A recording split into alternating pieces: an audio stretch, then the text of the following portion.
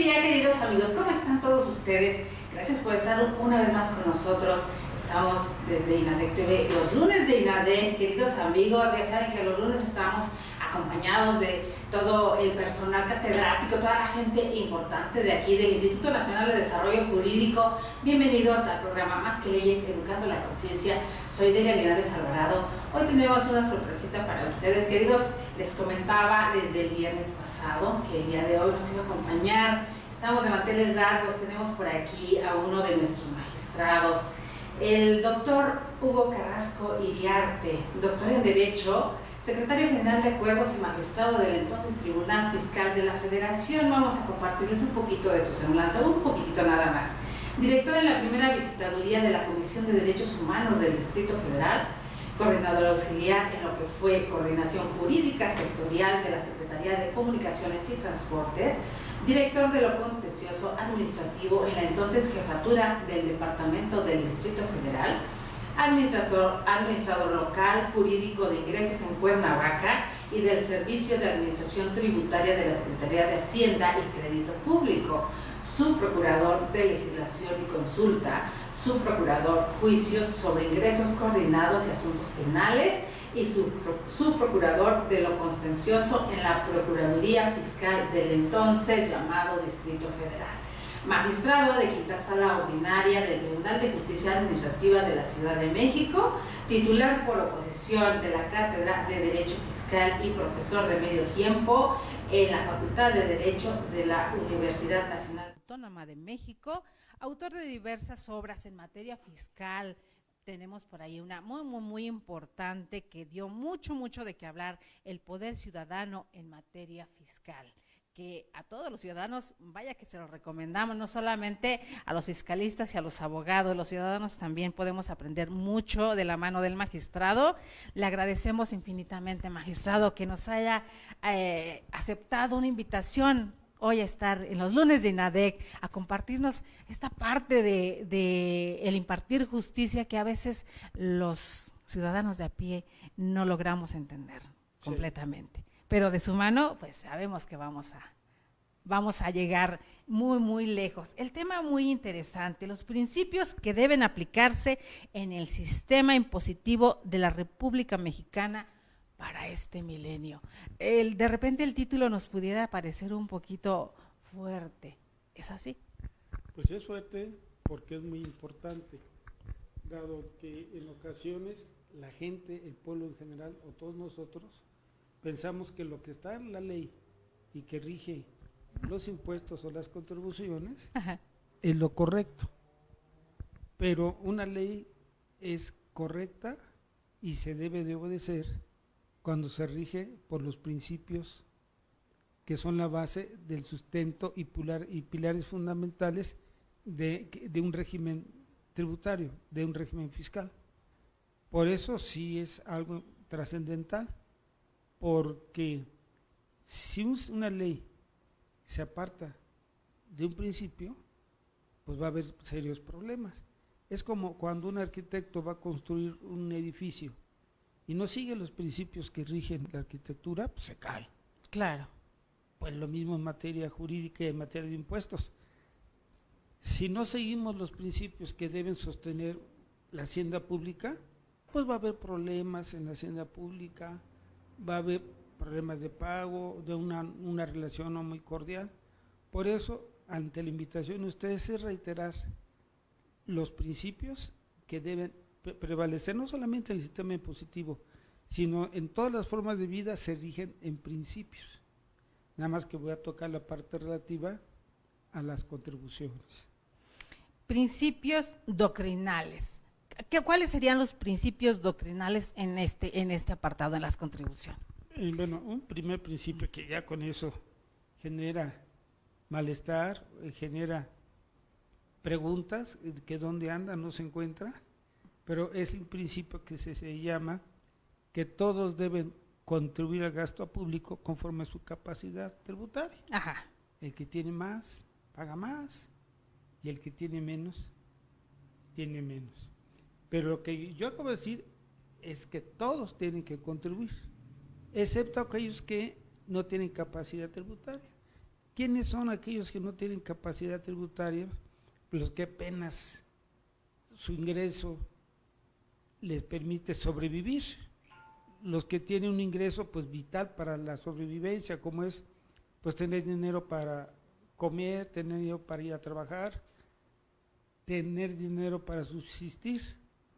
A estos yo diría que aplica el principio. Y Carpizo nos diría quizás esto: la razón de ser del Estado es proteger al débil del poderoso, proteger a las clases de escasos recursos. En consecuencia, pues en primer lugar, ellos no tienen por qué pagar la contribución porque no tienen capacidad tributaria, aunque quisieran. Entonces, ahí pienso, pero aquí ya venimos en controversia, Ajá. que en ocasiones el Estado a ellos les debe de ayudar. Sin caer en los paternalismos, porque de repente pareciera que la premisa del doctor Carpizo se quedó olvidada hace mucho tiempo, doctor querido. ¿Es así o es la percepción que tiene la mayoría? Lo que pasa es que después en su aplicación cambia. Entonces en la aplicación dicen, momentito, ¿cómo es posible que vas a gastar el dinero para el gasto público en ayudar a determinados grupos sociales? Por ejemplo, las personas de la tercera edad, Ajá. por ejemplo, las madres solteras o jefas de hogar. Ajá. Entonces encontramos que dice, bueno, a ver, ¿por qué los ayudas? Y entonces ya viene un poquito el conflicto. Bueno, ellos por esa situación especial necesitan ayuda. Claro que sí, o lo que yo llamo los reglones torcidos de Dios, sin meterme en nada de religión. de religión, Sí, sí, sí. pero aquellos que nacieron sin ver o nacieron carentes de un órgano vital, por ejemplo, pues no pueden caminar, pues a ellos hay que ayudarlos. O sea, ellos no pudieron venir a la vida, entonces hay agrupaciones que lo hacen, entonces el Estado los apoya. Es la obligación del Estado. Pues sí tiene que apoyar porque esta gente vino así. O sea, no pidieron venir a este mundo de esta manera. Pero ya estando aquí, pues se les tiene que apoyar. Claro. Pero ya ves un poquito lo polémico. Sí, sí, por supuesto. Hace poco tiempo, el licenciado Andrés Manuel lanzaba una iniciativa en ese respecto, ¿no? De quienes tienen capacidades diferentes tuvieran que recibir una ayuda a su familia para solventar los gastos de estos que tienen capacidades diferentes. Y algún sector de la población brinca, ¿no? Por ahí hubo una diputada que no fue en ese momento, pero yo lo había dicho antes, que muchos de estos mexicanos, porque son mexicanos también, pues no debieran existir, porque son una carga fiscal para el Estado. Y es que son cuestiones muy, muy importantes. Moralmente hablando, pues se tienen que tratar de cierta manera, ¿no? Y se tiene que enfrentar porque puede ser que una persona en estos momentos esté vigoroso y fuerte, Ajá. lleno de energía. Tiene un accidente, ya quedó como una persona con capacidades diferentes. Así es. Entonces, el Estado puede ayudar. O sea, es obligación del Estado ayudar a los más débiles. Y entonces, ahí es donde viene el gasto, que se critica en la medida que ese gasto no esté bien dirigido. Por ejemplo, gastar a los ninis para que sigan ninis, pues no. Hay que gastar para que esos ninis se capaciten y puedan tener posibilidades de encontrar un trabajo. Esto es un buen gasto. Es una inversión. O es una inversión. Creo que aquí el término también ayuda mucho psicológicamente, tanto a los receptores como a quienes estamos acá, ¿no? Porque si lo ves como una inversión y así se lo planteas a la persona que va a recibir ese apoyo, porque tiene que regresar en retribución algo, ¿no? Si les vas a dar ayuda, pero lo más importante, la ayuda es para que tú puedas capacitarte, puedas estudiar, puedas tener un oficio. Y con ese oficio, como tú señalas, es una inversión, porque va a ser gente que va a ser productiva para la sociedad. Exacto. Pero ya ves cómo viene lo polémico. Exactamente, exactamente. Aquí también tiene mucho que ver los grupos radicales, esta polarización que vemos en el país, donde obviamente ha ha permeado a lo largo de la historia de nuestro país, ¿no? La diferencia de pensamientos y el que a veces pensamos o a veces creemos que los mexicanos estamos en rangos diferentes. O sea, tú eres pobre, tú vales menos, los hijos de ricos valen más. En la mañana escuchaba una periodista en una de estas de las mañaneras de Andrés Manuel, que le hace mención referente a poner atención a los consulados, a la gente de fuera, a no invertir tanto. Dice, ¿por qué invierten tanto en los consulados cuando los de Canadá tienen solamente 2 departamentos, por decirlos, que es lo que se rentan a un precio mucho más económico que rentar todo un edificio o toda una residencia, los gastos superfluos, ¿no? Y también hablaba sobre esta cuestión de el trato que se le da a los connacionales. También tiene mucho que ver ahí. A veces pensamos que son ciudadanos de otro nivel y hace la denuncia muy grande que muchas de las becas para el extranjero, la mayoría de las becas las tienen los hijos de funcionarios públicos, de gente encumbrada, cuando no se hace un parámetro de inteligencia, por llamarlo así, y aunque sea el hijo del que vive en provincia, o el del pueblo, o el del barrendero, se le da el impulso. También hay esa desigualdad en nuestro país. Lo que pasa es que está el principio permea en una sociedad, y entonces debe tenerse cuidado que no se distorsione. Okay. Porque al final de cuentas, en la parte que estamos viendo, porque todos los impuestos o contribuciones deben tener como objetivo el gasto público. Ajá. Entonces, aquí viene la pregunta, pero ¿cómo se va a gastar? ¿Quién decide? Lo deciden, y es una cuestión bien interesante, solamente la Cámara de Diputados. Es una facultad exclusiva de la Cámara de Diputados, y algo que reniegan los senadores, porque los senadores dicen, nosotros participamos en lo que más duele a los pueblos, que es las contribuciones, y en los que más alivia a los pueblos, que son los impuestos, solamente los diputados. Ellos aprueban la ley de ingresos primero, y después solito ellos el presupuesto de gasto.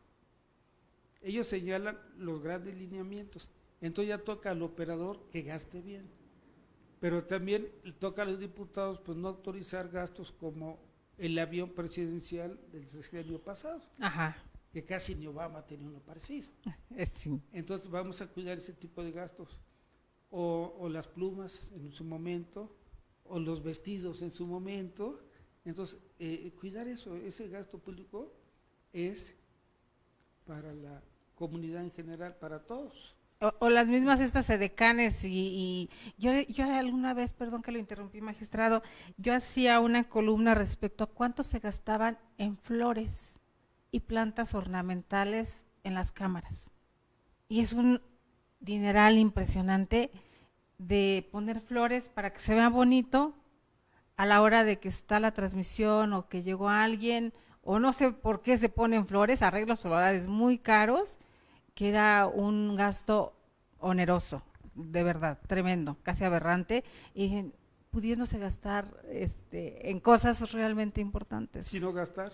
Entonces, aquí viene primero lo que los diputados decidan cómo tiene que ser el gasto. Ajá. Pero después el Ejecutivo Federal vía la Secretaría de Hacienda cómo gastar. Y dentro del gasto, yo siempre hago un esquema muy sencillito. ¿Qué es la materia hacendaria? Lo relativo a ingreso y relativo a gasto. Son 2 pilares fundamentales. Entonces, debe gastarse en la medida de lo que se puede valorar de ingreso. Tener deuda pública. Aquí entramos en un terreno muy pantanoso. Sí. Pero nunca, conforme a un buen economista, nunca puedes gastar demasiado, porque entonces vas a tener una deuda impagable. Entonces, se vale que se gaste de tal manera como los gastan los particulares. Yo compro un coche a crédito a 12 meses y lo pago. Claro. Porque tengo solvencia para pagar el coche. Compro una casa hipotecada a 15 años, yo la puedo pagar y en 15 años ya la tengo. Pero yo, gobierno, voy a usar el crédito de la nación, en consecuencia voy a endeudarme de manera prudente. Ahorita nuestro actual titular del Ejecutivo, pues ahí se sacó la rifa del tigre, como él diría, usando sus palabras. Sí, claro. Porque tiene una deuda muy grande. Impresionante. Entonces, ahí va a tener que pensarle bien para que no se vaya a ahogar con esa deuda. Pero este es el principio de la tributación, y muy sabio, ¿eh? ¿Qué tendría que hacer primeramente el licenciado Andrés Manuel? Rodearse de un equipo de profesionales y con una visión, hablando sobre todo de esto, precisamente pensando en este milenio, y de por qué, bueno, nos comentaba fuera de cámara, pues el otro pues ya se fue, ya no podemos hacer nada respecto a lo que ya se hizo mal. Pero ¿qué se tiene que hacer? Que el cambio de paradigma sea real, pero ¿cómo? Bueno, tiene que ponerse a nivel de todo el sistema impositivo un punto y aparte. Tomar lo de antaño en materia hacendaria, pues lo que es bueno, o sea, no todo estuvo mal, pero no tomar un continuismo, es decir, de lo que hay vamos a continuar, no, vamos a poner un punto y aparte, y de lo que es bueno, pues utilizarlo. Por ejemplo, del gobierno anterior, y se gastaron millones de pesos, que es bueno el sistema informático. Okay. Con el sistema informático vía fiscal, Ajá. a todo el mundo nos tienen, saben dónde estamos, qué gastamos, nos expiden una factura, expedimos una factura y ya sabe dónde va, ¿sí? O sea, hay un control espectacular Ajá. en esa materia. En consecuencia, siendo ese control ya establecido, ahí no tiene que preocuparse. Quizás tenga que ahí no debería haber pérdida. Tiene que preocuparse nada más por una cuestión fuera de lo técnico o de lo informático. Pero por ahí todos los contribuyentes ya están bien agarraditos. Ahora tiene que virar hacia dónde están los que no pagan contribuciones o los que hacen evasiones llamadas elusiones fiscales. ¿Cuáles serían estas? Por ejemplo, si yo soy una empresa transnacional o soy una empresa integradora o integrada, pues tengo beneficios fiscales. Ajá. Que muchos de nosotros, yo, tú o cualquiera que nos escuche, no tenemos, ¿sí? Porque somos personas físicas. Claro. Entonces, ahí tiene que empezar a ponderar a que todos paguen, y los grandotes pues, paguen. Si hay ayudas que necesitan en materia de comercio exterior, bueno, ponderarlas, pero hasta ahí. Entonces, un punto sería que todos paguen contribuciones y que el pago de contribuciones sea justo. Que el pago de contribuciones sea justo, ¿para qué razón?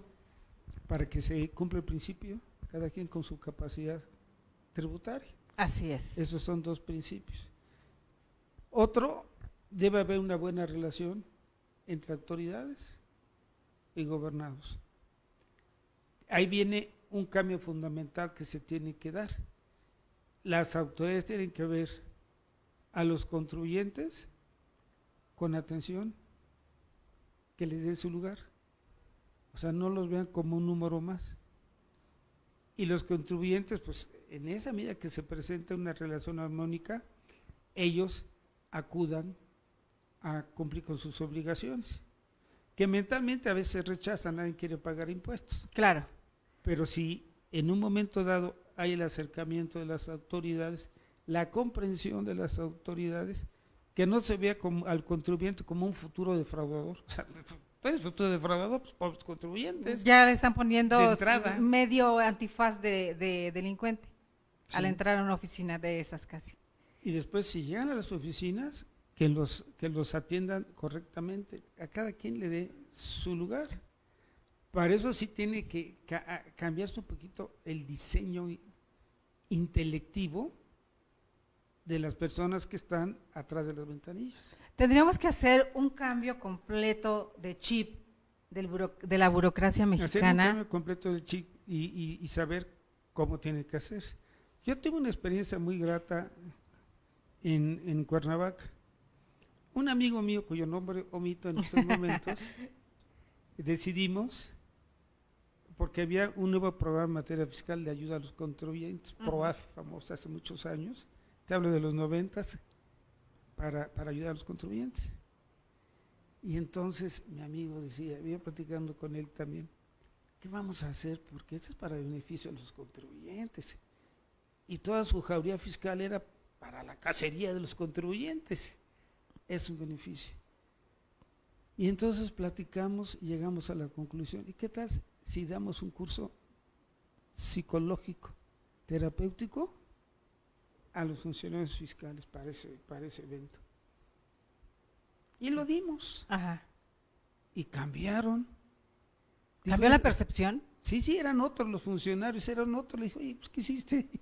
Ya cambiaron, ¿no? Ahora lo paradójico. Cuando pasamos el cheque, la factura para que nos paguen el curso, nos dijeron, no, porque aquí tenemos cursos operativos, informáticos, de capacitación, de todo menos de esos. O sea, el chip que tú dijiste, Ajá. que promueve el movimiento de la conducta, el buen trato, no estaba contemplado. ¿Contemplado? Entonces debe de venirse en cambio de mentalidad. Sé que algunos míos me van a estar escuchando, pero pues ya saben cómo soy. Tiene que haberse un cambio de mentalidad para que se dé esa buena relación de armonía. Y es más, si hay ese cambio de mentalidad, se debe de fortalecer entonces el aspecto de, ahorita se diría que se maneja un poco la conciliación, el arbitraje, ¿sí? Ajá. Tiene otro nombre que se me escapa a la memoria, en donde existan en una nueva relación pocos pleitos, ¿sí? Que el contribuyente, pues a veces hay conflictos. Yo me acuerdo que una persona que porque en la factura le pusieron una R en lugar de T, no se la aceptaba. Y el otro dijo, oye, pues yo estaba hospitalizado aquí, todo el mundo supo. Ajá. Y aquí están mis facturas, sí, pero como no es la R y la T, Ya no. no se lo vamos a aceptar. Tuvo que litigarse, llegar a un tribunal a decir, se acéptasela. Sí, porque está probando que sí estuvo hospitalizado, que fueron gastos necesarios. Cuando las homoclaves son iguales, porque ha sucedido cosas como esas, ¿qué hace? ¿Tienen que llegar a dirimir el conflicto incluso hasta la corte? No tan alto, pero casi. Lo que debe hacerse es, se me fue, todavía no quiero acordarme el nombre porque está muy Sí. de boga ahorita eso, Ajá. es que la autoridad entienda, oye, el único perfecto ser que existe es Dios. Los demás somos totalmente imperfectos. Claro. Entonces, pasan muchas cosas en relación con el contribuyente. Lo que debe evitarse es que si el contribuyente quiere pagar, pues el fisco debe allanar el camino. No, le dice, no estoy de acuerdo, y he oído que le dice, búscate un abogado. Es lo primero. Y entonces el otro dice, ¿quién me va a resolver mi problema? Entonces, en esa relación debe darse de armonía, de conciliación, de tal manera que no se generen tantas resoluciones. Y lo más importante, si no se generan resoluciones, no hay juicios. Acabas, ya no hay contencioso, estamos dando la nueva. Querido mío, Porque- eso sería maravilloso, Porque pero ¿quién provoca los pleitos? exacto, La esa autoridad a donde fiscal, iba. La cerrazón es que lo que provoca conflicto. A nadie de nosotros, ni mucho menos a los contribuyentes, les gusta ir a juicio. ¿Quién le gusta ir a juicio? A nadie. Pero pues si no me están haciendo, no me están escuchando, tengo los papeles, tengo los documentos, aquí están mis permisos de importación, aquí está mi trámite, y no me los quiere aceptar, entonces no queda más que llegar a juicio. Ahorita, por ejemplo, el Tribunal Federal de Justicia Administrativa, el tribunal donde yo estoy, el Tribunal de Justicia Administrativa de la Ciudad de México, está lleno de asuntos. Nosotros estamos rebasados, ¿eh? ¿En qué porcentaje se sienten rebasados? No, pues en un porcentaje. Quiero decirte, yo cuando llegué al tribunal hace 14 años, tenía un ingreso como por sala de 100 asuntos, y ahora estamos hablando de ingresos por sala de 300 asuntos al mes, Ajá, con la misma estructura. 300% rebasado. No, muchísimo. Muchísimo Es que más. la gente está muy dolida y la gente busca justicia por todos los caminos que pueda. Y ya llega al tribunal, ya ves que en justicia tenemos muy baja calificación. Sí. Pensando por ahí que estamos bajos. Sí. Pero ellos llegan tocando las puertas en la búsqueda de una solución. Si la solución la tiene la propia autoridad, escúchalos. Porque el conflicto lo creó la propia autoridad, entonces la solución debe partir desde allá. Vámonos aquí, que los asuntos fiscales son más pequeños acá en la Ciudad de México. Resulta que yo te pagaba 300 pesos bimestrales de agua. Y de pronto me llega a 10,000 bimestrales de agua. En primer lugar, la persona que no tenga buena capacidad económica, pues no va a pagar, pues no puede pagar los 10,000 pesos. Y además se explica, si yo pagaba 300 y ahora me están pidiendo 10,000 o 1,000, hasta 1,000 ya es exagerado para una persona que paga 300. Pues no estoy de acuerdo. Y ahí voy. La gente va ante la ventanilla hacendaria, sistema de aguas. Oye, revísame. No. Y agarra la computadora. No, aquí dice 10,000 o 1,000 que me pagas. En lugar de decir, a ver, ¿qué está pasando? Sígueme pagando 300, vamos a hacer la revisión de tu medidor, vamos a buscar dónde vuelve la falla. Esa es conciliación, eso es armonía. Los tratan mal y no queda más que ir a juicio. Entonces, yo ya di la fórmula, estoy diciendo la salida para evitar tantos conflictos, una buena administración, una buena conciliación, y entonces este tribunal... Y sobre todo buenos empleados que hagan el trabajo de la mejor manera, porque muchas veces por la culpa de estos empleados que no hacen el trabajo de la mejor manera, se van acumulando estos casos y se van haciendo más grandes también. Se hace una bola. Exacto. Porque ven, es que en ocasiones se ve la justicia nada más, dar a cada quien lo suyo. Sí. Esa es la justicia. Hoy, porque me están alterando mi modus vivendi, me están cobrando demasiados impuestos, voy a juicio, voy en busca de justicia. Pero el gobierno federal debe tener una óptica más grande sobre ese punto. Primero, lo que es el SAT, tiene que reestructurarlo totalmente, ¿sí? De tal manera... Que esta cuarta transformación sea real, que sea real. Desde los cimientos. Y desde la materia. ¿Cuál es la materia del SAT? Recaudar, administrar,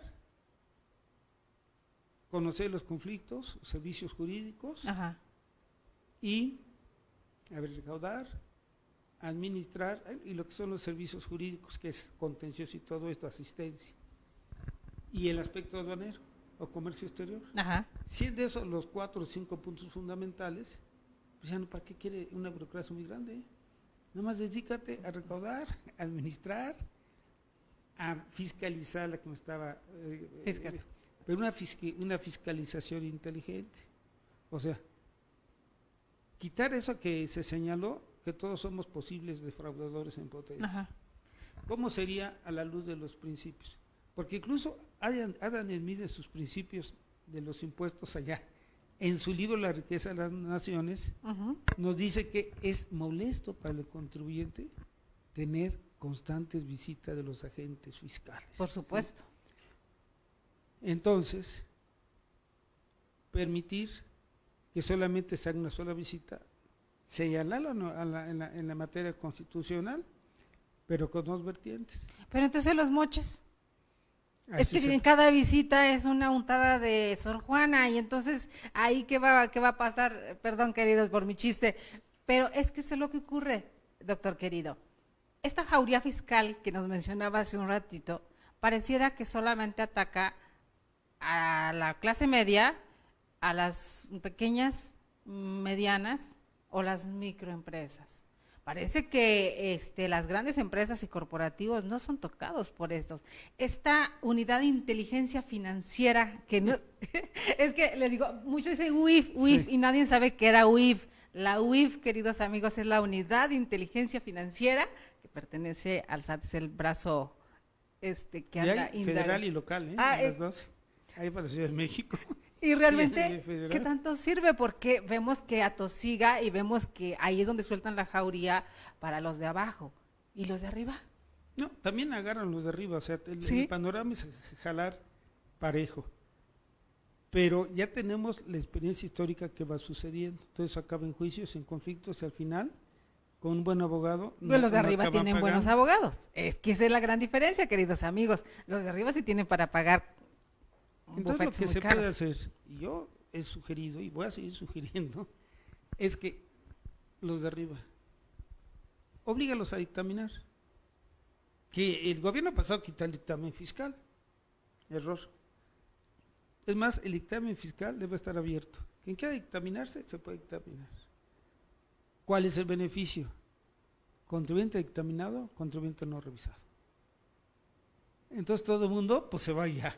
Claro. Se va a ir a dictaminar. Por supuesto. Una una sanción muy grande al contador que haga un dictamen que sea mal dictamen, o sea, que hay cosas raras por ahí. De estos amañados que no suelen hacerse por acá, pero... Y decir este criterio por si alguien quiere hacer eso.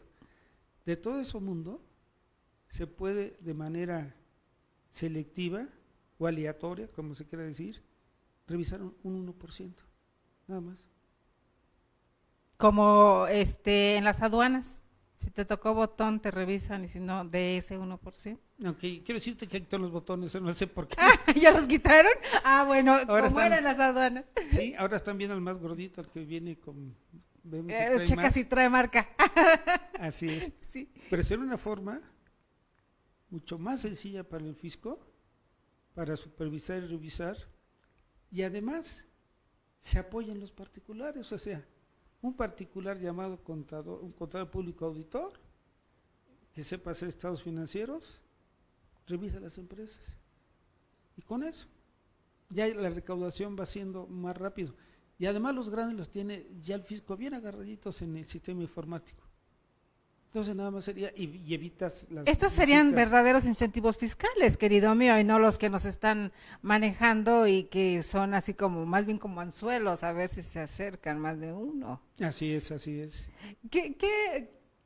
Algo muy interesante, doctor querido.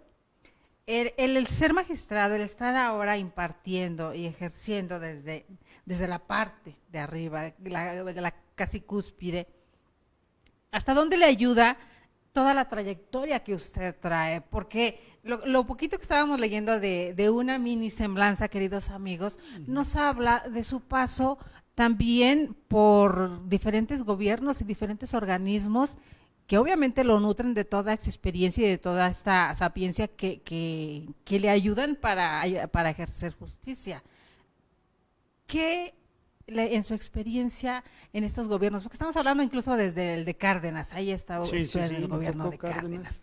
Y los contribuyentes, queridos, recordarán que fue uno de los periodos más amables, se puede decir, pongamos esta palabra, precisamente para los contribuyentes. ¿En qué influyó Lo usted que que estaba pasa ahí dentro? Que le influyó por un lado, porque Cárdenas le dijo a Antonio Ortiz Mena Salinas, que era secretario de Finanzas, que hiciéramos una reforma a favor de los contribuyentes. Yo estaba acostumbrado a hacer reformas fiscales, Claro. generalmente vienen los intereses de la hacienda pública, pero a favor de los contribuyentes, quiero decirte que me agarraron desprevenido, Ajá. pero de todas maneras tenía yo un montón de ideas y todas esas se lograron plasmar. Por ahí un dato curioso que le pasó a Cárdenas siendo jefe de gobierno. No sé si, bueno, ya la memoria se va a través de los años, pero a él, la primera asamblea legislativa que tuvo, le dijo, señor jefe de gobierno, si nosotros hacemos la ley que establecemos la carga, nosotros damos los estímulos, no usted. Y entonces todos los estímulos que se tengan que dar, que estén en ley. Y entonces de pronto se vio despojado el jefe de gobierno de las diversas políticas fiscales que manejaba para constructores, para los teatros, para los cines, para las inmobiliarias, una serie de que él decidía Claro. los beneficios, ya no pudo, porque ahora los diputados se estableció en un título del Código Fiscal actual lo que se llaman reducciones. Y las reducciones lo dice la ley, no lo dice el jefe de gobierno. Y los diputados dijeron, pues sí, pues ahora sí, los beneficios los está dando él, está haciendo de lado la ley. Porque al final de cuentas, él puede dar los beneficios que quiera. Ajá. Pues a raíz de eso, en la Ciudad de México, todos los beneficios están en ley. Si no está en ley, no tienes beneficio. Y entonces así metieron todo lo que se daba gratuitamente ahora, por jefe de gobierno, ahora está dado por los diputados. Y se me hizo correcto porque ellos establecen la carga y establecen la ayuda.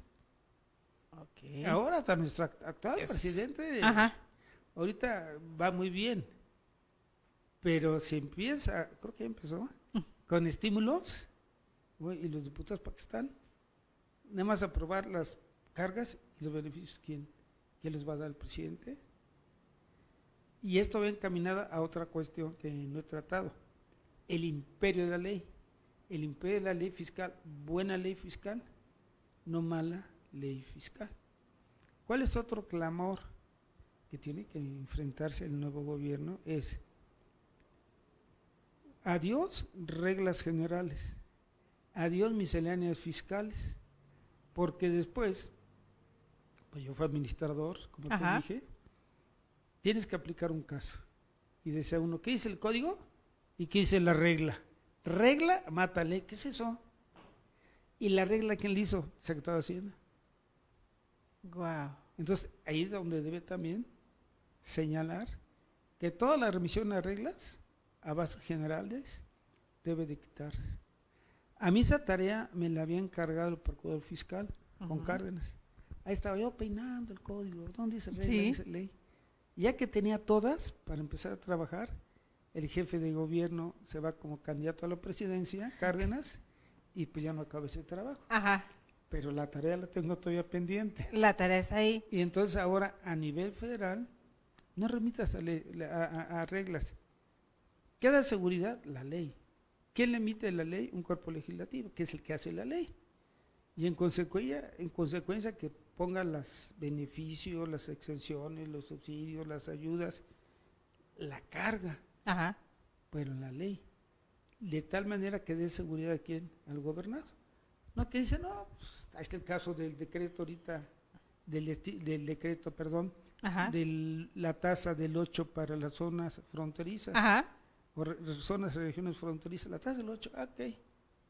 Y sale un decreto donde empieza a regular lo de la tasa del 8, ya se hizo un lío ahí. Exacto. Y entonces, ¿tengo ese beneficio? ¿No tengo el beneficio? ¿Soy importador? No, pues aquí dice que si estoy en la zona fronteriza, sí. ¿Qué pasó? Es que yo me iba a regresar un poquito. Lo que pasa con Cárdenas, cuando Villarreal, que es el último regente, se queda, pues entonces era como la oficina del Ejecutivo, la segunda oficina, la regencia antes, ¿no? Digo, así la percibíamos de alguna manera. No sé, y mira la bronca que vimos, la bronca. Cuando los dos territorios, que era Quintana Roo y creo Baja California, se convirtieron en el Estado, la deuda de quién era, del gobierno federal, porque eran territorios. Así es. Cuando el jefe de departamento desaparece, la jefatura de departamento aparece, la jefatura de gobierno, la deuda de quién era, del federal, porque era su departamento. Exacto. Pues por más que luchamos con ellos, pero además nos querían ver también como subdesarrollados o habitantes de tercera. Así es. Autores de tercera. Pero porque eran amarillos, en ese tiempo estamos hablando de PRD. Entonces era lógico. Por eso le digo que hay una equiparación un poquito como con lo que nos está sucediendo ahorita a nivel país. Se fueron los tricolores, o ahora de 5 colores, y entonces no reconocen toda la deuda que dejaron, exactamente como pasó con esa transición, que es un poquito equiparando a lo que nos está sucediendo ahorita.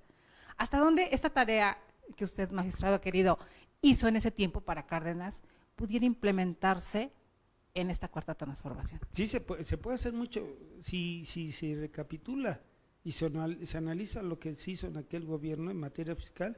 Hay muchas cosas que se pueden recuperar a materia federal, excepto la deuda, porque esa pues claro, por supuesto, sigue siendo. Pero eso sí, eso parece de risa, queridos amigos, pero viene el ejemplo que nos pone el magistrado.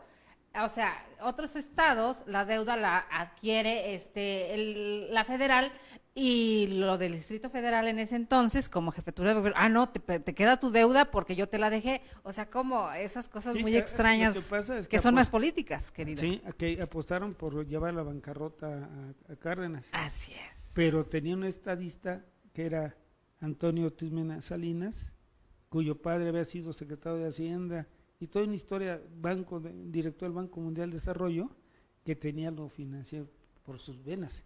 Y el aspecto fiscal lo llevó el financiero excelente en la época de Cárdenas. Entonces va a haber buenos ahí sí, funcionarios. parafraseando a J. Lozano, pésele a quien le pese. Y ahí está la historia y los números, queridos amigos, que los que saben, como usted, pues no la recuerdan, y si se puede echar mano de la historia pues sí. para hacer las cosas de la mejor manera. Sí, porque yo siempre digo que la historia, un ejemplo del presente, un testigo del pasado y una advertencia para el porvenir. Exactamente. De lo que ha sucedido. Y ya después con Rosario también le tocó estar dentro. Sí, pues la transición. Ajá. Primero Cárdenas, después con Rosario. Y para los que me están escuchando, llegó un procurador muy joven, de 35 años, que hizo cambios espectaculares también, porque la juventud es lo que requiere el país en ocasiones, y no tanto gente ya muy grande con pensamientos muy determinados. Ahí le planteábamos los casos, inmediatamente los iba solventando. Bueno, habíamos puesto, pero ya en ese momento ya me vine de magistrado, que se estableciera el arbitraje en este tribunal. Ajá. Y ya estaba para meterse en ley, pero al momento que yo me vengo, después él se va, pues se quedó en el tintero. Se quedó en stand-by. Es un llamado a los jóvenes, por los jóvenes es su momento, ¿sí? Se debe de hacer estos equipos de jóvenes con visión y personas mayores que tengan toda la experiencia para hacer Eso es lo ideal. Ese sería lo ideal. Ellos tienen el ímpetu, el vigor, el entusiasmo, la energía. Otra y la visión. fuerza. Otra visión totalmente. Y Y nosotros se conjunta. podemos conjuntarlo con ellos. Con toda la experiencia, los pruebas y errores que ya llevaron a través de tanto tiempo. Así de mucho tiempo. Entonces, volviendo a la ley, pues la ley tiene que ser así, sencilla, una ley clara y una ley no confusa. Y esto significa, entonces, que adiós a la ley sobre la renta, porque está tan enredada. Pero ¿quién le enredó, querido mío? Volvemos a lo mismo. ¿Y quién le enredó tanto? Pues es que era legislar parchando los problemas. O sea, y volvemos a lo mismo también, esa situación, perdón que lo interrumpa, pero es que el problema es que los que legislan muchas veces no tienen todo el conocimiento. Perdón, queridos diputados, porque no a todos les gusta que les digan que son neófitos en muchos temas, pero esa es la realidad. Y entonces se tienen que allegar de asesores y más asesores y más asesores, y entonces ahí eso es lo que va creando a veces un Frankenstein en cuestiones de leyes Así fiscales. Es, porque en el arte parlamentario debe crearse la carrera de técnicos parlamentarios. Sea cual fuera que llegara al poder, ya tiene alguien que le va a dar el camino a que se debe de seguir. Solamente el diputado va a dar la política, la guía, pero todo lo demás se encargan los técnicos. Porque también un diputado no hago política, o estoy viendo qué pasa, o señalo lineamientos, o me pongo con el cincel y el martillo a ver una norma, pues nunca va a acabar. Claro. Pero sí se debe dar ese binomio en materia de leyes. Pero y ahorita, si realmente se quiere ver un cambio trascendente, debe de, creo que ya lo dije ahorita, crearse el Código Financiero Federal, con todas las leyes ahí, metodológicamente organizadas. No lo había dicho. Bueno, no lo había dicho ahorita, lo comentamos antes de entrar al aire, pero a ver, cuéntenos, ¿en qué consistiría? En que primero no estén dispersas las leyes por todos lados. Por allá anda el IVA, por este lado del IEPS, por acá la de renta, y no digamos, saquemos los reglamentos. Uh-huh. Por allá la del comercio exterior, el código fiscal de este lado. Aquel famoso YETU, ¿qué pasó? No, yo me acuerdo mucho porque casi me expulsan de la facultad ahí del evento. Ajá. Ya me iba yo a mi coche, me dijeron, oye Hugo, hay una reunión de la Academia Nacional de Derecho Fiscal, van a ver el YETU, hemos oído que estás en contra. A ver, cuéntenos. Mire, yo no sabía que estaba en contra del YETU, pero eso me interesa. Pero ahí estaba Ajá. la plana mayor, Y lo más interesante que de la plana mayor 2 que 3 me dio la razón. Eso es mejor. Porque yo veo el YETU, veo los argumentos y dije, a ver, yo no estoy de acuerdo. No, porque el acreditamiento y las tasas y todo esto, no. Ya nada más hago una suma de un niño de primaria. 1 más 1 son 2. Ajá. Impuesto sobre la renta 1. Y el impuesto del YETU 2. Entonces, 2 impuestos. Ah, no, es que uno se va a acreditar con el otro. No, como quieran hacerle, lo acrediten y que va a pagar determinada cantidad, son impuestos Son 2. montados. Claro. Son 2 impuestos. Son dobles. Y en consecuencia, inconstitucionalidad. Bueno, decían que casi era un ignorante, lo fiscal de todo pasó. Ajá. Pero había 2 que 3 que me daban la razón de la gente que de peso que vale la pena. Dijo, pues entonces ya me voy, ¿sí? Pero yo lo veía. Y tenía uno la razón que se desapareció el YETU. Así es. Y había otro juntito con él que también estaba mareando 2 impuestos. Pero pues los principios, no 2 tributos sobre una misma base impositiva. ¿Hasta dónde hay desierto? Esta es una historia urbana, magistrado querido, pero Sí. ¿hasta dónde hay desierto que el precursor o el que crea el IETU después era el encargado de la parte fiscal y jurídica de TMM y eran unos de los primeros que estaban violando este impuesto? Entonces él crea controversia y se pelea y litiga en contra del impuesto que él había creado. Por ahí se manejó mucho esta versión cuando ya estaba al frente de un consorcio, ya no estando como en la Pues parte yo creo que pública. se acerca a la realidad, no decimos no, pero No decimos nombres, pero se manejó muchísimo eso. sí, no, pues yo observé los que estaban allá opinando a favor. Y esos que opinaban a favor no tenían ni carrera sendaria, o sea, habían ocupado puestos en política sendaria, Así es, pero sí tenían flamantes despachos. por supuesto. Y ahora esto que me está diciendo, pues va completando lo que yo Exactamente. tenía en duda sobre esa situación. Gracias. Entonces, pues, se tiene que hacer una compilación, así como Napoleón, Ajá. que hizo su código civil, compilando las leyes sobre bienes, sobre familia, sobre sucesiones. Pues igual en materia fiscal, tiene que hacer una compilación. De tal manera que ve uno la relación una y otra, Ajá. y quitar muchísimas, no se las tan complejas, se puede hacer muy sencillito. Este Código Financiero Federal se puede hacer de forma que sea menos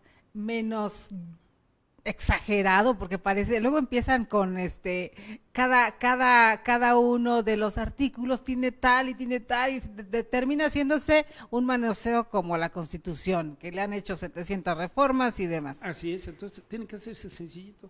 Si el Código Fiscal nació como una ley fiscal de justicia fiscal, unos cuantos artículos, y ahora ha crecido de manera exagerada. Es que todo lo quieren definir, es que todo lo quieren precisar. Pues no es necesario, señala el ABC, y con buena política vas llevando a buen puerto a todos. Vayamos en renta, encontramos grandes contribuyentes. Contribuyentes, ahora son pequeños contribuyentes, ya les cambiaron el nombre, son los régimen de corporación. Pero en materia de personas físicas hay más de 11 regímenes. Ajá. Y cada régimen con su propia situación especial. Es más, a nosotros los abogados estamos en el régimen de empresas. Es régimen empresarial y de servicios profesionales. ¿Qué fuimos a hacer allá? ¿Quién sabe? Pero ya estamos. Obviamente, como abogados, pues agarramos lo que nos convenga de ese régimen. Claro. Pero llevamos 13. Nos vamos a personas morales, ahí hay otros 11, ya llevamos 20 y tantos, ¿sí? ¿Para qué tantos regímenes? O sea, no hay explicación, ¿sí? ¿Quién los hace y cómo, por qué? O a quién a medianoche se despertó y se le ocurrió, hoy voy a crear un nuevo. Queriendo atender la peculiar situación de cada grupo, por ejemplo, autotransportes, ¿no? O cooperativas.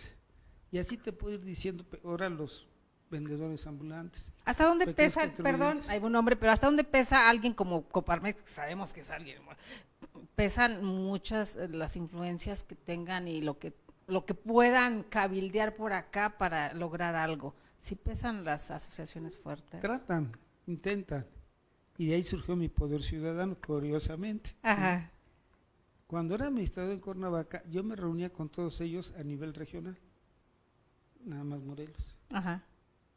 Y empezó a gestarse mi salida porque todo lo que ellos decían lo mandaba al centro diciendo que era reforma.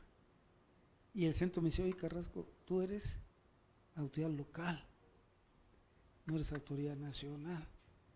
Sí, pero todo lo que me están planteando acá es una situación que debe ponderarse de ese lado.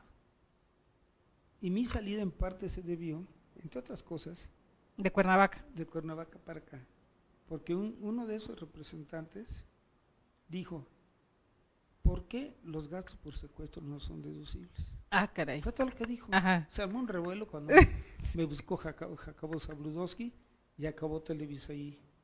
En Pero entonces Cuernavaca. ya Ajá. dijeron que yo dije, que ya ves cuando Ajá. todo vuela, Sí, sí, sí. que los gastos por secuestro serían deducibles. O sea, que le pusieron ese dicho a usted. Sí, pero pues ya me han puesto tantos dichos, dije, bueno, otro más. Le pusieron su apellido a ese dicho. Ajá. Y fueron los de Televisa, y ahí los síndicos fueron los que dijeron que ellos lo proponían. Y como yo había estado en Morelos, que está más cerca Ajá. de todo, y había visto a un contribuyente todo lacerado, golpeado, bueno, de puro milagro salvó la vida. Sí. Y lo entré, y estaba conmigo porque me debía impuestos. Ajá, ok. Él me debía impuestos. Ajá. Y él me dijo, oiga, señor licenciado, yo no entiendo a mi país. En los periódicos y en la televisión vieron lo que me pasó. Y usted dice que le debo.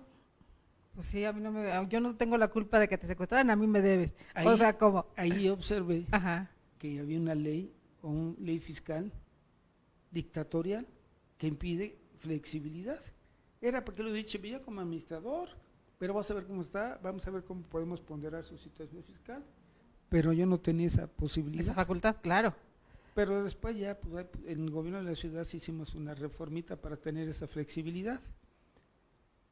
Pero ahí estaba la intervención de ellos. Nos reuníamos cada mes, pero ahí sí se reunían unos de veras, o sea, nos damos con todo, pero buscamos la solución de los conflictos. Que eso es lo que debiera hacer. Y cuando dejo Hacienda de Morelos me están esperando que regreso, eso pasó hace 15 años, Ajá. no importa. Pero a ese foro, que ya está a nivel nacional, en todos los estados están los síndicos. Que Peña Nieto ya los quitó de código, ya no existen en código, pero siguen reuniéndose. Así es. Y entonces la idea es que los síndicos que representan esas cámaras tengan un foro nacional. Y en el foro nacional sean escuchados como conglomerado, pero con apoyo jurídico para que los tomen en cuenta. Ahorita solamente lo que hacen en sus reuniones, a través de sus conferencias, a través de sus agrupaciones, pero no. Ahora que la ley les dé esa validación, que se llama el Poder Ciudadano, la suma de todos los síndicos a nivel nacional que existen, nada más vaya a una reunión y se nombren sus dirigentes. Y esos tengan la fuerza de enfrentarse a Hacienda, pero la fuerza legal. Claro. Que pues ellos puedan debatir con la Hacienda legalmente con todas las reformas.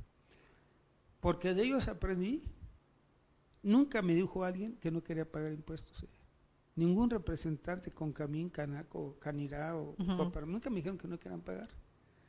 Pero me decían, pero que me pongan las cosas muy claras. ¿Ya? Pero también está esta otra cuestión de ellos. Eso también les serviría para luchar contra estos grandes monopolios, porque también los monopolios les ponen el pie a muchos de ellos. Ahí es otra cuestión. Ahí va un poquito. Entonces, hablar de la palabra justicia, pero a veces se olvida cómo se administra la justicia, cómo es la administración de justicia. Y ahí viene el juntarse a dialogar, a acordar. La gente que tiene el dinero, que no podemos negar que sean ellos los grandes contribuyentes, y también los pequeños contribuyentes, y la gente que tiene el poder político, claro, se pueden sumar. Y para esto jalamos de las orejas, bueno, ya me estoy yendo, si no, ni modo, a la ombudsman fiscal, a la procuradora de la defensa de los contribuyentes. Hace tiempo que ya no he platicado con ella. Pero es más, casi ni se menciona, querido mío. Con eso le digo todo. Yo le he dicho, esta procuraduría debe de resolver los problemas sistémicos. No los problemas, porque tiene una defensoría de oficio, ayudan, no digo que no, hace bueno su trabajo, pero tú representas el poder nacional de los abogados. Entonces, éntrale con el secretario de Hacienda, éntrale con las cámaras, éntrale con los diputados, ten presencia y saca acuerdos sistémicos. Porque un acuerdo de carácter general resuelves todo y no asunto por asunto. Exacto. Entonces, un poquito la armonía, el diálogo, la plática en lo que es, no la justicia como una cosa así intangible o el dorado que los españoles nunca encontraron. Claro. Sino aquí, la real. como real, y se lleguen a buenas soluciones.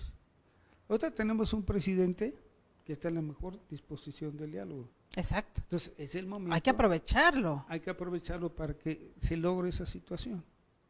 Además, no solamente en la mejor disposición de diálogo, en la mejor disposición de sentarse a escuchar propuestas, porque eso lo vemos. Para muchos pudieran gustarle, para muchos no, estas mañaneras que hace todos los días, pero el hecho de que se pare y escuche y al mismo tiempo responda o delegue a su gabinete en el mismo instante la situación que se le está planteando, eso habla mucho, eso dice mucho, al menos para uno, al crear una confianza en que pueden cambiar las cosas. Sí, estás dialogando. En la otra parte, a usted le tocó también cuando el licenciado Andrés Manuel estuvo como jefe de gobierno aquí, lo que era el Distrito Federal, también le tocó estar. Sí, ahí fue cuando pusimos, que casi no se ha manejado ahorita, la conciliación de créditos fiscales controvertidos.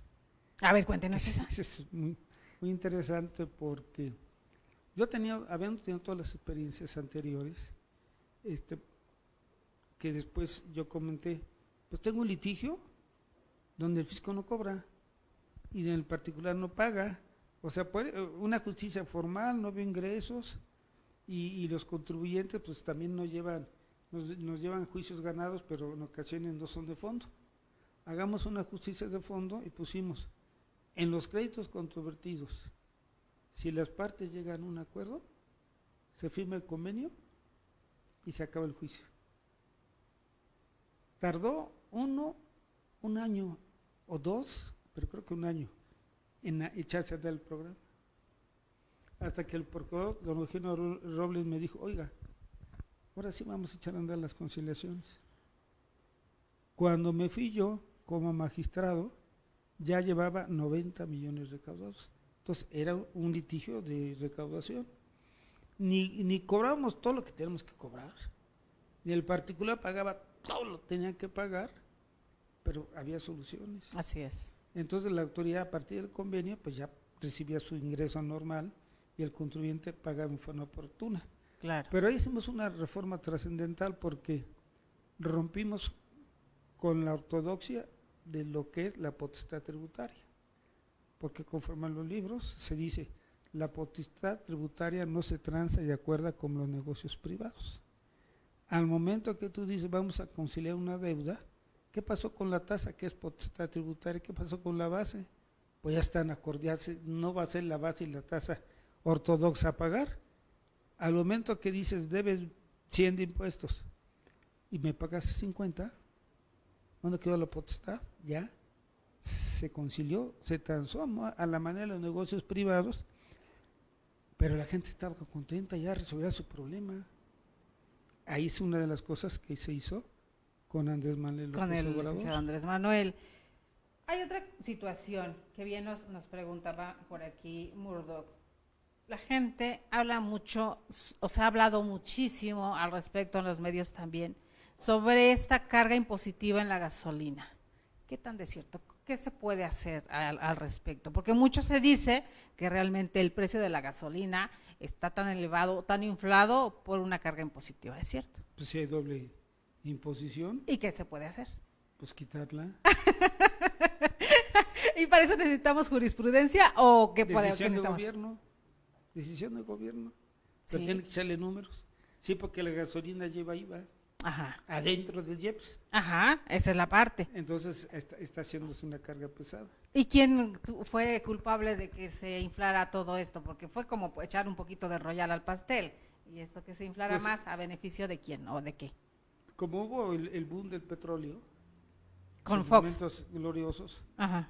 y entonces También desde antes había mucho petróleo, Sí. dijeron, bueno, pues la gasolina. Pero ahí focando, con Fox llegó hasta $149, yo recuerdo, y wow, qué impresionante dineral. En consecuencias, como visto desde ese punto de vista, pues, agarraban dinerito para los programas sociales, porque Pemex no era mala empresa, no es mala empresa, pero si lo ordeñan para gastos sociales, para todo tipo de gastos, pues no hay empresa que aguante, porque una Por empresa supuesto.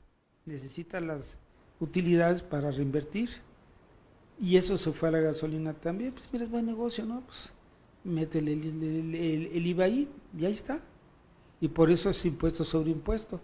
¿Qué tienen que hacer? Pues nada más que se pague el IVA y le quitas el IEPS. Y le- y se ríe. Es que hace poquito, y volviendo a estas mañaneras del licenciado Andrés Manuel, contaba esta anécdota, siendo el jefe de gobierno, que en el tiempo de Fox, cuando se supone que había un excedente por lo de la venta de petróleo, ¿no? Un excedente de no sé cuántos miles de millones que se iban a repartir entre todos los gobernadores en ese tiempo y el jefe de gobierno. Y entonces los citan a reunión y van, pero resulta que a la hora de la hora, a Carces creo que estaba en ese tiempo, dan informes y más informes y resulta que ese dinero se lo iban a meter a las pérdidas de Pemex. Y entonces los excedentes, así como dicen en mi pueblo, o sea, les chiflaron el ánimo porque ya al final no les dieron absolutamente nada de esos excedentes en ese ejercicio fiscal. Sí, ahora, el ejemplo de Pemex como empresa, hay principios que rigen una empresa, punto. Así es. No los aplicas, Nada más es respetarlos. es respetarlos. No los cumples, todo lo que obtienes de ingresos se lo das a ayuda al campo, a ayuda a la seguridad pública, otro tipo de gastos. Y entonces Pemex, pues, por eso era una empresa que no iba bien, Así es. porque todos se lo quitaban. No sigan las contribuciones espectaculares también. Exacto. Todo lo que tiene, pues déjenle como empresa, déjenle por ahí que se ponga a trabajar y sí levanta el dinero del mundo, pero fácil. Pero sí, por supuesto. Hay otra situación, querido mío, esta situación del gas. Y eso yo lo vi como usuaria. De repente yo vi, y esto es sesgo mediático, queridos amigos, esa parte es donde yo que estoy de esta parte de los medios sí molesta mucho, que ahora se le quieran endilgar este nuevo subida de precio en gas al nuevo gobierno, porque yo así lo sentí que lo dijeron muchos de estos que se leen mucho noticias en las mañanas. Esto a mí me llegó porque yo consumo gas natural, y me llegó que un anuncio en internet. Desde noviembre de 2018, ya para salir el gobierno anterior, sube el gas natural y obviamente ahí se subió, pero nos llega a nosotros hasta enero, hasta febrero, esta subida. Y entonces de un promedio de, vamos a suponer, yo prácticamente no gasto más que para el boiler, llegaba de 200 y tantos pesos, 100 y tantos pesos, y de ahí sube prácticamente a 400 pesos, sin darnos una explicación, más que Pemex subió el gas y nosotros lo tuvimos que subir, prácticamente se lo conocieron, pero los medios empezaron a decir hasta ahorita que pues esto es del nuevo gobierno. ¿Qué podemos hacer ahí como usuarios nosotros? Lo que pasa es que les endosaron el precio antes Así es, y ahora pues se le está reflejando. así es. Como particulares, ahí no queda más que una agrupación para que defienda su situación con el nuevo gobierno, porque tan fácil, no estoy de acuerdo, no, hay un contrato, no, pues te quito el gas y punto, se acabó. Exacto, Pues así está exactamente. facilito. Entonces lo que tienen que hacer es una asociación, una agrupación, para que vean que el problema pues, es grave. Claro, Porque 200 pesos de gas a a casi 400. y no digamos las gentes de escasos recursos, Exacto. está terrible eso. Exactamente. O la gente que gasta mucho más, que decía yo pagaba 600, 700 de gas y ahora me llegó casi de 2,000 pesos. Digo, wow, no, pues es una enorme diferencia. Ahora volvemos a los principios. Bueno, ¿cuáles son los principios que provocan el nacimiento de la gasolina, el nacimiento de gas? ¿Cuál es el costo que trae de traerla si es producido en México, si el gas es producido en el extranjero? O estos gasoductos que le digo que no se usan y están cobrándolos. Esa es otra cuestión. A ver, díganos, ¿ahí qué podemos hacer entonces? Yo en todo esto no queda más que una mayor participación ciudadana. Yo estoy convencido, porque uno por su cuenta, el poder ciudadano. El poder ciudadano, ¿no? Porque de otra manera, pues van a seguir haciendo lo que ellos piensan dentro de las políticas graves de precios públicos, porque al final de cuentas, cuando llega el precio al usuario, es cuando se siente el último impacto. Claro. Y además ya lleva por ahí IVA y otros impuestitos. Por supuesto. Uno me reciba su gasa, muchas gracias, pero ya lleva una serie de cosas atrás. Exacto, que ahí nos desglosa no sé qué tanto, que si transporte y almacenaje, pero es un desglose completo que dice, realmente uno no entiende por qué me están cobrando a final de cuentas, ¿no? No, y después hacen trampitas como hace muchos años, donde vendían los tanques de gas a 50 pesos. Ajá. Hablo del año, Ajá. pues ya fue hace muchos años, y no, perdón, eran 50 pesos, 50 kilos, Ajá. y no tenía 50 kilos, tenía 45 kilos. Exacto. por años O los de estuvo- 30 kilos que los mandan con 25. Más o menos. Entonces, eso solamente es el La regulación, agrupamiento ajá. social para enfrentar y llevarlo a la transparencia. Porque ya cuando haya transparencia veamos de dónde sale ese precio, se puede hacer una crítica. Ok. ¿Sí? Es lo que te puedo decir en contra al gas, porque Ajá, sí, así es. Y hay otra magistrado, antes, porque ya el tiempo ya se nos fue, pero... ya me está marcando el celular. Sí, yo lo sé, no se preocupe. El tiempo se nos va. Ahorita que ya nos comentaba, está ya escasos meses de dejar la magistratura. Sí. Está a escasos meses y va a hacer su ingreso con el gobierno federal. No sé. Díganos Todavía que no sí. sé. Díganos que sí, es que trae una historia tan interesante, tan importante sobre este empoderamiento del ciudadano, sobre este apoyo que como magistrado lo ha dado, como servidor público lo ha dado durante tantos años. Pues yo creo que para nosotros como ciudadanos tener a alguien como usted dentro del poder del gobierno federal sería fabuloso, sabiendo que todas las políticas públicas que ha ido haciendo a lo largo de su carrera han sido para beneficiarnos, eso sería maravilloso. Mira que si estoy en el gobierno federal y acepto, va a ser aquí mi primer programa. Conste, ya como funcionario federal. conste, ya quedó armado, está comprometido, ahí está grabado. Sí. Magistrado Hugo Carrasco, le agradecemos infinitamente que nos haya dado su tiempo esta mañana para compartirnos tanto de su experiencia y que el programa que viene ya sea siendo parte fundamental del gobierno federal y nos traiga buenas nuevas a todos los ciudadanos. Claro, y si no, pues como abogado independiente. No, de todas formas, aquí las puertas del Instituto Nacional de Desarrollo Jurídico de aquí de INADEC están abiertas para usted y cuando tenga tiempo, por favor, regálenos un poquito de su tiempo porque conocer de la mano de los que realmente saben y que se preocupan por los demás, que no todos, muchos saben, pero no se preocupan por los demás, eso es lo más importante. Ya, pues muchas gracias por haberme invitado, también al ingeniero y al licenciado Anatolio. Por esta invitación.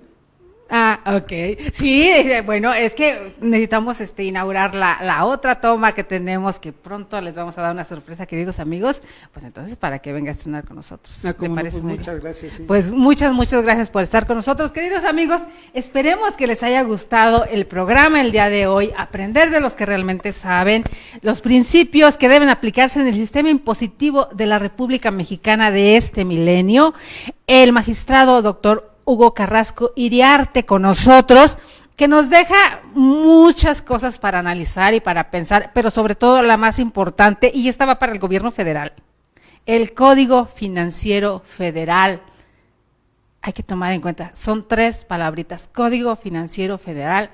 Hay que darle una analizada porque sabemos que muchos de los de arriba están pendientes de lo que decimos todos los días. Gracias, magistrado. Nos vemos el día de mañana, queridos amigos, un martes de salud y justicia, como siempre los martes. Mañana por acá con el doctor Daniel Rojas.